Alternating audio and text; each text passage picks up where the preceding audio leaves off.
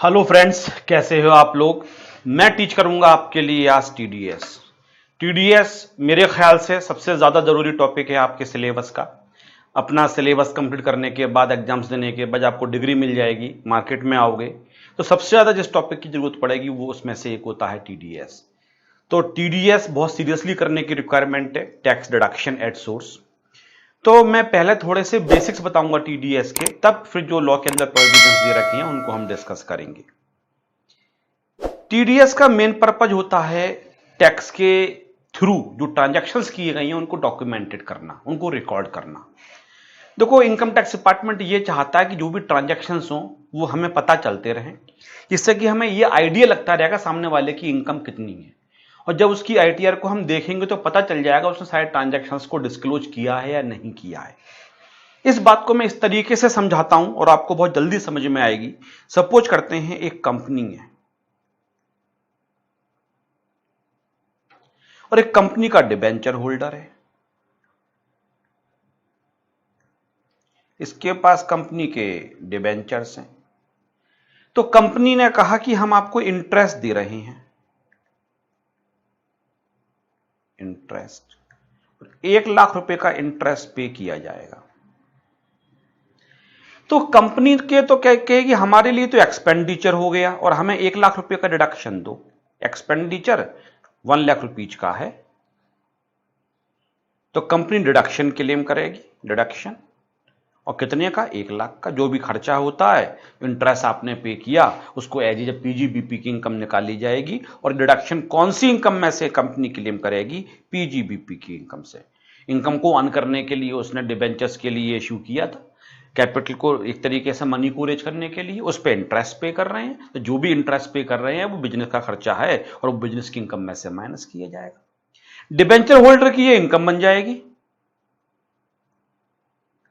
और किस सोर्स की इनकम हो जाएगी? अदर सोर्सेस की।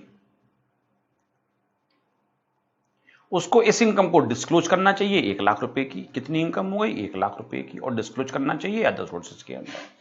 लेकिन अगर ये डिबेंचर होल्डर इस इनकम को डिस्क्लोज नहीं करता है तो इनकम टैक्स डिपार्टमेंट को फिर कैसे पता चलेगा कि 1 लाख रुपए इसने वास्तव में अर्न किया था? देखो, फिर अगर हम इन्वेस्टिगेशन करें, स्क्रूटनी करें, फिर तो बहुत पता चल जाती है। लेकिन ऐसी सिचुएशन क्रिएट कर दी जाए कि डिबेंचर होल्डर बेईमानी कर ही नहीं पाए, इसको अपनी आईटीआर में इस 1 लाख रुपए को डिस्क्लोज करना ही पड़े। हम पहले आदमी को गलती करने का मौका दें और बाद में फिर इन्वेस्टिगेशन करें, फिर उससे हम इंटरेस्ट लें, पेनल्टीज लें, उससे हम और भी फाइन वगैरह लें, क्या फायदा? सिचुएशन ऐसी क्रिएट करो कि वो आदमी बेईमानी कर ही नहीं पाए। आप ट्रैफिक में देखते हो, ट्रैफिक पुलिस वाला अगर चौराहे पे खड़ा होता है तो आप उस चौराहे को कभी भी क्रॉस नहीं करते हो। आप ध्यान रखते हो कि हमने रेड लाइट को जंप किया तो वो हमें पकड़ लेगा। इसी तरीके से हेलमेट लगा के रखते हो आप, अगर कार चला रहे हो तो आप सीट बेल्ट लगा के रखते हो, अगर चौराहे पे आपको दिखाई पड़ जाता है ट्रैफिक पुलिस वाला है। लेकिन आपने कई बार देखा होगा, मैंने तो दिल्ली शहर में देखा है कि ट्रैफिक पुलिस वाले क्या करते हैं, चौराहे पे नहीं खड़े होते हैं, वो थोड़ी दूर जाके पेड़ के पीछे जाके खड़े हो जाते हैं, छुप के खड़े हो जाते हैं।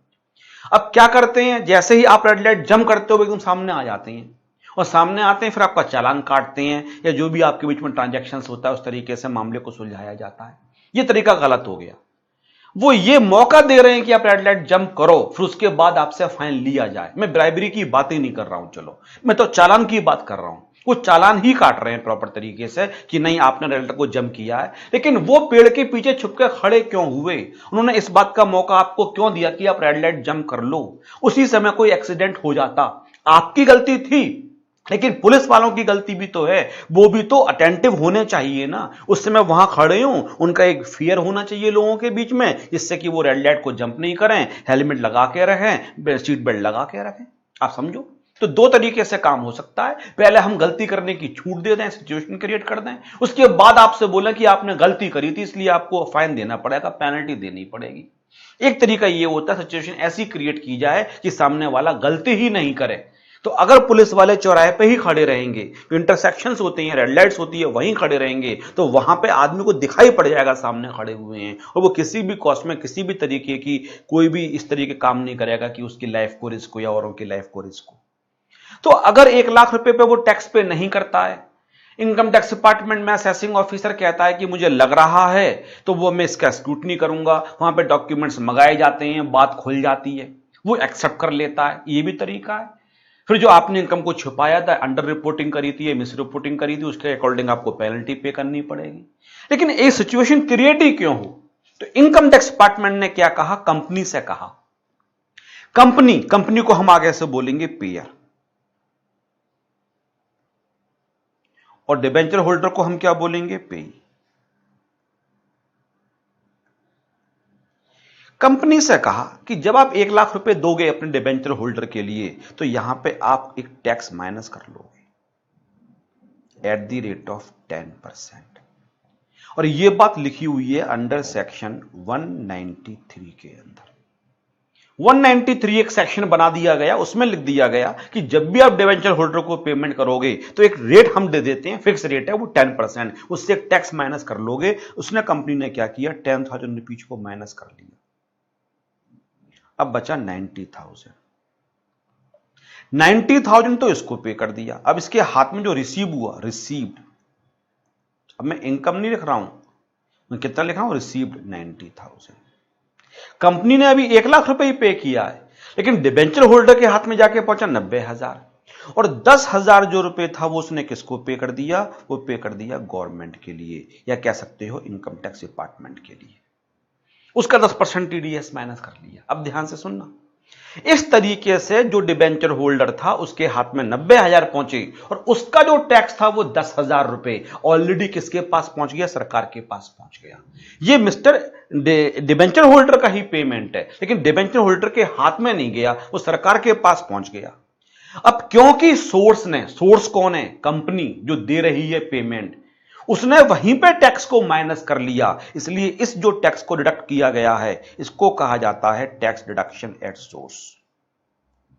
Tax deduction at source. इसका फायदा क्या हुआ यह समझना बहुत जरूरी है। फायदा यह हुआ कि जैसे ही इनकम टैक्स डिपार्टमेंट के पास,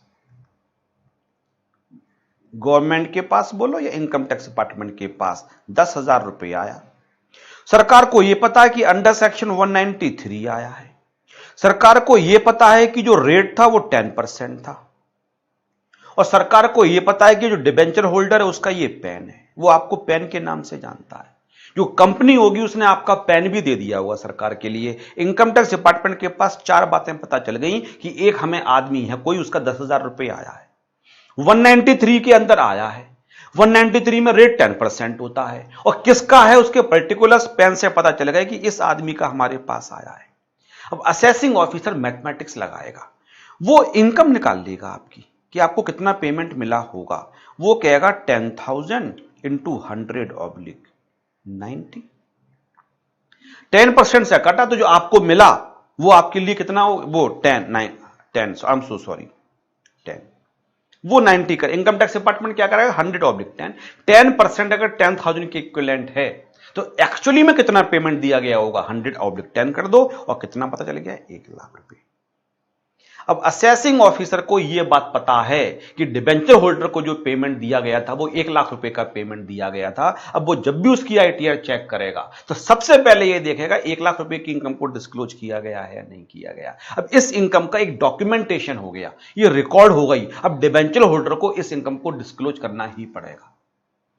डिबेंचर होल्डर के पार्ट पे अगर मैं आपको बताऊं, उसको 90,000 रुपए रिसीव हुए, अब वो अपनी इनकम निकालेगा। वो इनकम 90,000 रुपए नहीं है, इनकम तो उसकी 1,00,000 रुपए ही है, 10,000 रुपए तो उसके नाम से टैक्स पहुंच गया है। वो कहेगा कि मुझे 90% रिसीव हुआ। लॉजिक समझने की कोशिश करो, 10% से कोई चीज माइनस हुई, जो आपको मिला वो 90% मिला। तो अगर 90% आपका 90% 90,000 के बराबर है तो एक्चुअली आपका अमाउंट कितना होना चाहिए था, 100/90। उसको तो मुझे 1,00,000 रुपए मेरी इनकम हो रही है। अब कंपनी पूरे स्टार्टिंग में 1,00,000 रुपए नहीं देगी, जो मैंने स्टार्टिंग में लिखा 1,00,000 रुपए। कंपनी 10% रेट फिक्स्ड है। असेसिंग ऑफिसर को पता चल जाएगा कि एक्चुअली में 1,00,000 रुपए दिया गया था, और जो डिबेंचर होल्डर है उसे भी पता चल जाएगा मैथमेटिक्स लगा के, रिवर्स कैलकुलेशन करके कि मेरी इनकम 1,00,000 रुपए हुई है। अब वो इस इनकम को डिस्क्लोज तो करेगा ही करेगा। क्यों डिस्क्लोज करेगा, रीजन इज वेरी क्लियर, क्योंकि पता है कि असेसिंग ऑफिसर के पास डिटेल्स पहुंच चुकी हैं। उसको पता है कि 10,000 रुपए टीडीएस आया था, इसका मतलब 1,00,000 रुपए रिसीव हुआ था, इस इनकम को मैं छुपा नहीं सकता हूं। लेकिन आगे की कहानी क्या होगी असेसमेंट ईयर में, जब ये आदमी अपनी इनकम निकालेगा और टैक्स पे करेगा। सपोज करते हैं इसकी पीजीबीपी की इनकम थी 6 लाख रुपए और इसकी जो अदर सोर्सेस की इनकम है जो अभी अभी हमने निकाली वो 1 लाख रुपए है। 90,000 रुपए नहीं लिखेगा सर, आए तो 90 आए लेकिन इनकम तो 1 लाख, 10,000 रुपए का होगा क्या, मैं आपको समझाता हूं। यहां अपनी जीटीआई लिख लेगा 7 लाख रुपीज। फिर यहां मैं उससे पूछूंगा डिडक्शंस वगैरह कोई माइनस किया था। हम इस क्वेश्चन को इजी करने के लिए कहते हैं डिडक्शंस माइनस नहीं हुआ था, तो हमने टोटल इनकम निकाल दी उस पर्सन की जिसको इंटरेस्ट रिसीव हुआ था और उसके हिसाब से टोटल इनकम आ गई 7 लाख रुपए। वो 7 लाख रुपए पे अपना टैक्स निकालेगा। अब मैं ये मानना हूं रेजिडेंट है, उम्र 60 से कम है, तो 5 लाख तक का टैक्स तो 12,500 हो गया और 2 लाख रुपए का टैक्स कितना हो गया 20% के रेट से 40,000, क्योंकि 5 लाख रुपए तक का 12,500, 5 लाख से 10 लाख के बीच में 20%, 2 लाख का 20% 40,000 और ये हो गया 52,500। अब इसमें 4% को ऐड किया जाएगा। 4% को ऐड करेंगे तो कितना आएगा ये भी समझ लो, 52,500 इंटू 4% और ये आ गया 2,100। 2,100 प्लस 52,500 और टैक्स निकल के आ गया 54,600। लेकिन ऑलरेडी कितना टैक्स उसके पास किसे जा चुका है, टीडीएस, जो सरकार के पास ऑलरेडी पहुंच चुका है। डायरेक्टली नहीं पहुंचा, इनडायरेक्टली पहुंचा। वैसे डायरेक्ट टैक्स का मतलब होता है डायरेक्टली सरकार को पे करना, लेकिन टीडीएस एक ऐसा है कि जहां पे डायरेक्ट टैक्स भी इनडायरेक्ट टैक्स की तरीके से बिहेव करता है। जब आपने अपने रेस्पेक्टेड टीचर से जीएसटी की क्लास ली होगी तो उन्होंने पहले यही डिफरेंस बताया होगा, डायरेक्ट टैक्स और इनडायरेक्ट टैक्स का डिफरेंस क्या होता है। जो डायरेक्टली पे कर रहे हैं और इनडायरेक्ट टैक्स में आदमी अपनी जेब से पे करके बाद में रिकवर कर लेता है, या ये कर लो कि हम इनडायरेक्टली पे कर रहे हैं। आप रेस्टोरेंट में जाते हो, आपको जीएसटी पे करना है, आप डायरेक्टली सरकार को पे नहीं कर रहे हो, आप रेस्टोरेंट ओनर को पे करते हो, आगे वो गवर्नमेंट को पे कर देता है, तो यहां पर इनडायरेक्ट टैक्स के तरीके से पे हो रहा है। कितना 10,000। वो कहेगा देखो मेरा पैन चेक कर लो, आप मेरे पैन पर 10,000 रुपए की एंट्री हो रही होगी, अब मुझे उसको वापस करो, क्यों एक्चुअली टैक्स में पे कर रहा हूं। अब वो 10,000 रुपए इसने माइनस कर लिए और टैक्स पेबल कितना निकल के आ गया, टैक्स पेबल निकल के आ गया 44,600। समझ में आया जो मैंने कहा। 10% के रेट से माइनस करके असेसिंग ऑफिसर को यह पता चल गया कि उसको 1 लाख रुपए का ट्रांजैक्शन हुआ था। अब असेसिंग ऑफिसर जैसी उसकी आईटीआर देखेगा, सबसे पहले उसकी निगाह यहां पे जाएगी कि 1 लाख रुपए ये डिस्क्लोज किए गए या नहीं किए गए, और असेसी भी डिस्क्लोज करेगा। उसको 10,000 रुपए का एंड में जाके क्या क्लेम करना है, क्रेडिट क्लेम करना है। वो कहता है जब टैक्स पहुंच ही चुका है तो इनकम को डिस्क्लोज ही कर दो थोड़ा सा। अब वो 10,000 रुपए का बेनिफिट ले लेगा, ऊपर अपनी इनकम 1 लाख रुपए दिखा देगा। और ये क्यों करना, उसकी मजबूरी हो गई कि सरकार के पास टैक्स पहुंच चुका है, भले ही एक्चुअल रेट से नहीं पहुंचा है, 10% से पहुंचा है, लेकिन असेसिंग ऑफिसर को पता चल गया कि इसका मतलब आपकी इनकम 1 लाख रुपए हुई थी। अब आपकी आईटीआर में 1 लाख रुपए वो ढूंढेगा, इसलिए आप चाहोगे इस इनकम को कम से कम डिस्क्लोज कर दूं। तो टीडीएस का मेन पर्पज होता है टैक्स एवेजन को रोकना, टैक्स की चोरी को रोकना। और ये जो कुछ मैंने यहां पे टीच किया, आई होप एग्जैक्टली आपको समझ में आया होगा। जो मैंने पहले कहा कि आदमी को हम गलती करने का मौका दें और बाद में उससे पेनल्टी ले, इससे अच्छा सिचुएशन ऐसी क्रिएट कर दें। और यहां सिचुएशन ऐसी क्रिएट हो गई, जब मुझे पता है ये ट्रांजैक्शंस की इंफॉर्मेशन इनकम टैक्स डिपार्टमेंट के पास है, तो उस ट्रांजैक्शंस को मैं जानबूझकर डिस्क्लोज करूंगा, जिससे किसी भी तरीके की प्रोसीडिंग्स मेरे अगेंस्ट इनिशिएट नहीं की जाए। टीडीएस सबसे एंड में माइनस किया जाएगा, surcharge health and education cess add, जो अल्टीमेट टैक्स लायबिलिटी होती है वो आपको पे करनी है। 10,000 रुपए टैक्स डिपार्टमेंट के पास पहुंच चुका है, आई एम रेडी टू पे बैलेंस अमाउंट दैट इज 44,600। अब बच्चे कहते हैं हैंड रेज करके, सर हमारा एक डाउट है, इतने सालों से पढ़ाने का यही बेनिफिट होता है। जो जो जो बहुत सालों से पढ़ा रहे होते हैं उनको कम से कम एक बेनिफिट होता है कि उनको ये पता होता है स्टूडेंट्स के दिमाग में क्या डाउट आने वाला है। और वो डाउट आपके दिमाग में क्या आया, सर ये कंपनी से कह दे कि आप टीडीएस माइनस ही मत करो, ये कुछ इस तरीके की आपस में सेटिंग कर लें। डिबेंचर होल्डर्स ने सब कुछ करते हैं, कंपनी से बोल दिया, रिलेशंस वगैरह है। तो मैं आपसे हमेशा कहता हूं, जैसे ही मैंने यहां पे पीजीबीपी लिखा, आपको मेरी बात समझ में आ गई होगी। पीजीबीपी में सेक्शन 40 आप जाके देखो, फिर जो उसके क्लॉज 1 और सब क्लॉज भी पढ़ाए थे। जब भी किसी आदमी को पेमेंट दिया जाता है जिस पर टीडीएस माइनस होता था and tax was not deducted, और deducted but not deposited till the last date of filing of return. तो नॉन रेसिडेंट को पेमेंट दिया जाता था तो पेमेंट हमेशा पूरा का पूरा डिसअलाउ कर देते थे, और रेजिडेंट को दिया जाता था तो 30% डिसअलाउ करते थे। अगर आपने टीडीएस माइनस नहीं किया तो फिर आपको एक्सपेंडिचर का बेनिफिट नहीं मिलेगा। कंपनी से असेसिंग ऑफिसर पूछेगा, हाँ 1 लाख रुपए का डिडक्शन आपने क्यों लिया है? कंपनी कहेगी हमने डिबेंचर होल्डर को इंटरेस्ट दिया था, ठीक है माइनस होना चाहिए, लेकिन सेक्शन 40 ये कहता है इस डिडक्शन का बेनिफिट तभी मिलेगा जब आपने टैक्स माइनस किया होगा सोर्स पे। तो अगर कंपनी से आप रिक्वेस्ट करते भी हो कि भाई चीटिंग कर लो थोड़ी सी, एक छोटी सी बात मान जाओ, पेमेंट पूरा दे दो, you please don't deduct the tax at source, तो कंपनी मना कर देगी, पेयर आपसे मना कर देगा। वो कहेगा जो पेमेंट मैं आपको दे रहा हूं मेरे लिए तो वो एक्सपेंडिचर है ना, तो अगर मैंने वो माइनस नहीं किया तो मुझे एक्सपेंडिचर का बेनिफिट ही नहीं मिलेगा। और मोर ओवर डिसअलाउ तो कर दिया जाएगा, और टीडीएस चैप्टर में आगे आपको पेनल्टी पढ़ने को मिलेंगी कि अगर आपको टीडीएस माइनस करना था, you are required to deduct the tax at source, और आपने माइनस नहीं किया या माइनस करके डिपॉजिट नहीं किया विद इन टाइम लिमिट, तो आपके ऊपर इंटरेस्ट लगना शुरू हो जाएगा, पेनल्टीज भी लग सकती है आपके ऊपर। दो जगह फंसोगे पीजी, ये बात तो पीजी बीपी में भी मैंने बताई थी, और मैंने सेक्शन 40 में कहा भी था बेटा, मैं दोबारा से ये बातें टीडीएस में आपको बताऊंगा। अगर टीडीएस पेयर ने डिडक्ट नहीं किया या डिडक्ट डिपॉजिट नहीं किया, दो जगह फंसेगा। एक तो वो कहां फंसेगा, उसको पीजीबीपी में उस खर्चे का बेनिफिट नहीं मिलेगा, उसकी अपनी टैक्सेबल इनकम इंक्रीज कर जाएगी, टैक्स लायबिलिटी इंक्रीज कर जाएगी। मोर ओवर टीडीएस के अंदर जो पेनल्टी प्रोविजंस हैं और फीस वगैरह के प्रोविजंस हैं वो उसके ऊपर एप्लीकेबल हो जाएंगे। तो कंपनी तो हाथ जोड़ देगी, भाई साहब हम तो माइनस करेंगे ही करेंगे, क्योंकि हमें 1 लाख का बेनिफिट चाहिए, फिर टीडीएस की पेनल्टी भी पे करने का हमें शौक नहीं है। और जैसे ही 10,000 रुपए माइनस होंगे, अब असेसी जो डिबेंचर होल्डर है उसको भी डिस्क्लोज करना पड़ेगा। उसको डिस्क्लोज क्यों करना पड़ेगा? अब ये ट्रांजैक्शन रिकॉर्डेड हो चुका है, आपके पैन के नाम से 10% टैक्स 10,000 रुपए असेसिंग ऑफिसर के पास पहुंच चुका है, उसको पता है कि आपने 1 लाख रुपए को रिसीव किया था। This is the concept of TDS. TDS जब भी कोई आपसे पूछे क्यों बनाया गया, उसके पीछे लॉजिक क्या है, तो ये क्लास दिखा देना, और अगर समझ में आ गई तो आगे समझा देना। दिस इज द रीजन कि टीडीएस को टैक्स एवेजन, टैक्स की चोरी को रोकने के लिए बनाया गया, जिससे हर आदमी अपने ट्रांजैक्शंस को टाइम से और पूरा का पूरा डिस्क्लोज करे before the income tax department.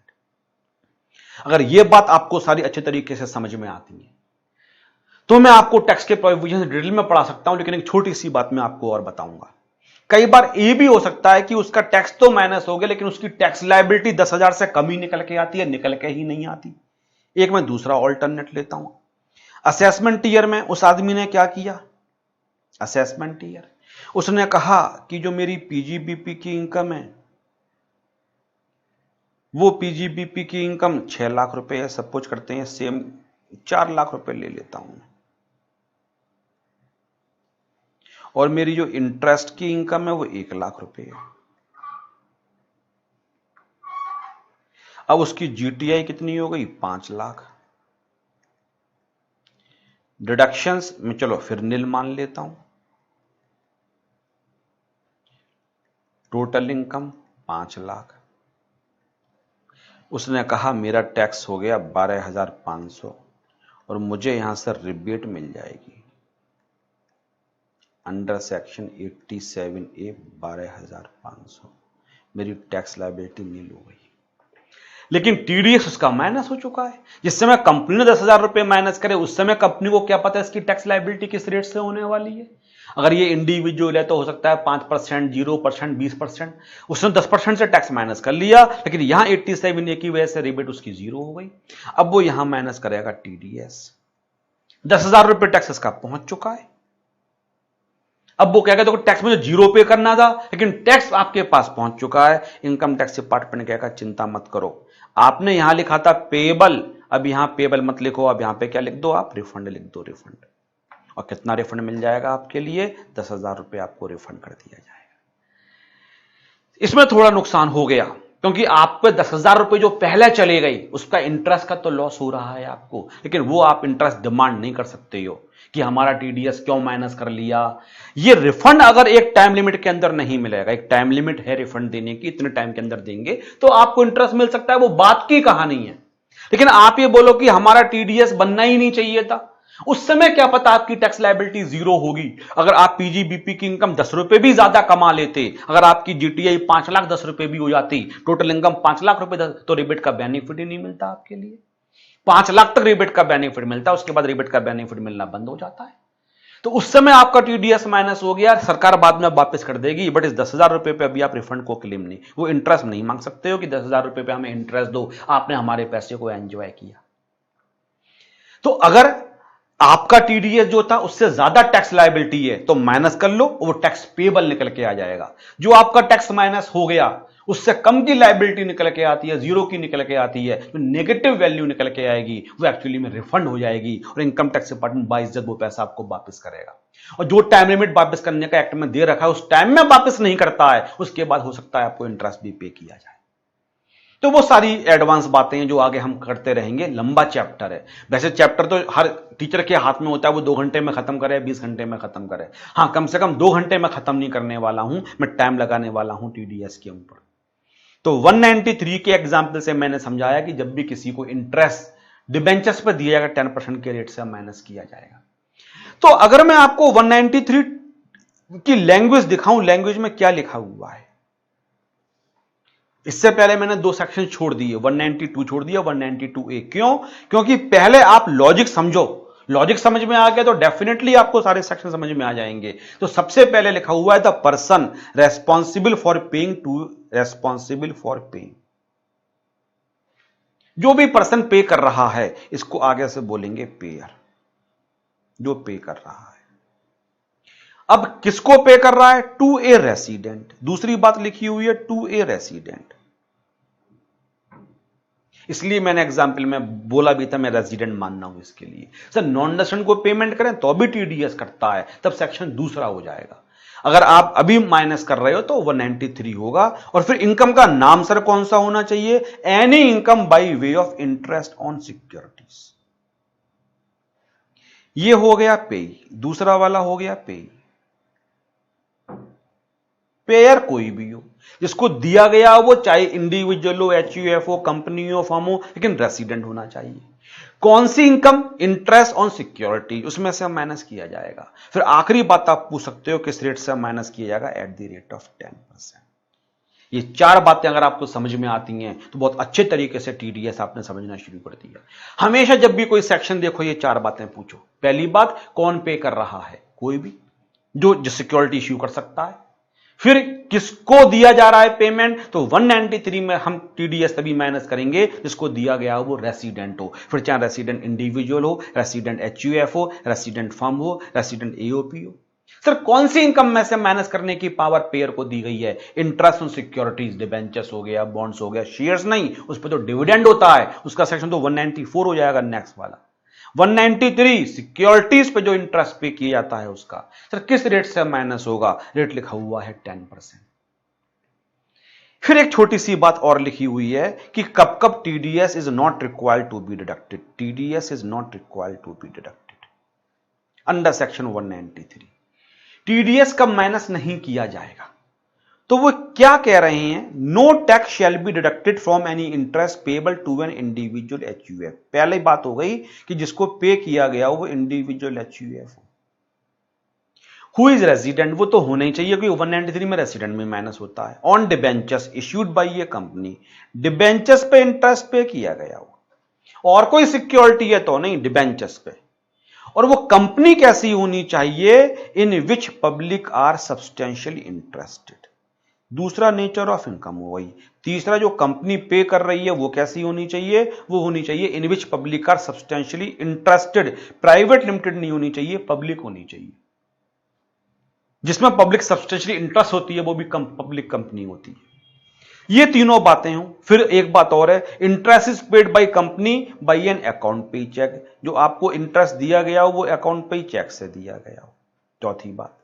और आखिरी बात लिखी हुई है the amount of such interest और एग्रीगेट ऑफ द अमाउंट। अगर इंटरेस्ट कई बार मिला है साल में तो उन सबको जोड़ लो, डज नॉट एक्सीड 5000। ये 5000 रुपए को एक्सीड नहीं करता। अगर ये पांचों बातें सही हैं तो उस केस में जो इंटरेस्ट मिलेगा टीडीएस माइनस नहीं होगा। इस बात को भी समझो आप, ऊपर जो एग्जाम्पल लिखा है उसी की हेल्प से। मैंने फिर यहां पे लिखा एक कंपनी और यहां पे लिखा मैंने रेसिडेंट इंडिविजुअल।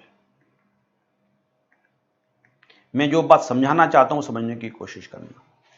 कंपनी ने इंटरेस्ट पे किया 4,000 रुपए का, या तो ये मान लो एक साथ पे किया, या फिर एक पहले 1,000 फिर 1,200, मतलब पूरे साल में 4,000 रुपए पे किया।